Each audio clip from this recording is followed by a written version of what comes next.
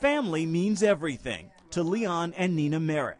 As young children, the Holocaust survivors lost everyone and everything. My daughter and my grandchildren is the only relatives we have. I am the only survivor of my family, so my grandson means a lot to me. And he was on Nina's mind when she answered her phone a few weeks ago. He said, "Hi, Grandma, how you doing?" And I said, "Who am I talking to?" And he said, "Your grandson Joshua." And I said, "Joshua never calls me grandma, he calls me Savta." Joshua lives in Israel, but the caller told Nina he'd been in Greece attending a friend's wedding. Then he said, "Well, I am in big trouble, and promise you're not going to tell my parents." So the story goes and grows. The caller was supposedly in jail because he wrecked a rental car. I am in big trouble. They would not let me go, get out of the country until I pay the damages. I said, "So how much are the damages?" He said, $3,500. Nina then gave the phone to her husband, who pressed the caller for a number to call him back. He said, "No, I cannot give you the number. I'm going to pay you back every penny. Don't worry, don't worry. If you're not going to give me the money, then they're not going to let me leave the country." I said, "Josh, it just doesn't sound like you. You have to give me the telephone number, okay?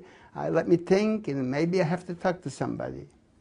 And he didn't want to give me the telephone number. And at that point, we got disengaged. That's it. No money.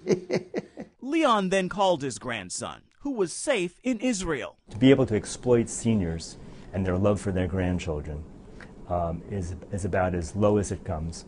Eric Friedman heads the Montgomery County Consumer Protection Agency. He told me the Merrick's phone call followed the four-step dance to the grandparent scam. Establish credibility, emergency, and secrecy. Then exploit grandparents' natural desire to help their grandchildren. We have heard from seniors who've wired several $1,000s, $3,000, $3,800 to these crooks. The age of social media is also making it easier for crooks to get information on a possible target, like here on Facebook, where millions come to post personal pictures and information to share with family. In the hands of a crook, that information can be useful to con a grandparent who isn't likely to have a Facebook page. I don't know where did they get this information? I mean, that I have a grandson whose name is Joshua. This is the most despicable type of consumer fraud we can see in this office. And it's just one drop short of violent crime. Grandparents aren't the only ones who need to be careful. Friedman encourages all consumers, never rush to wire money anywhere unless you know for sure who will get it. Typically, wiring money is no different than handing cash to someone. Once they run away, the money is gone. And the Merrick share their own advice after almost becoming a victim. He had answers for everything, everything.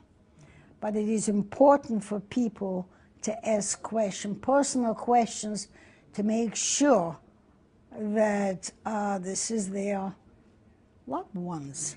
Ephraim Graham, CBN News, Montgomery County, Maryland.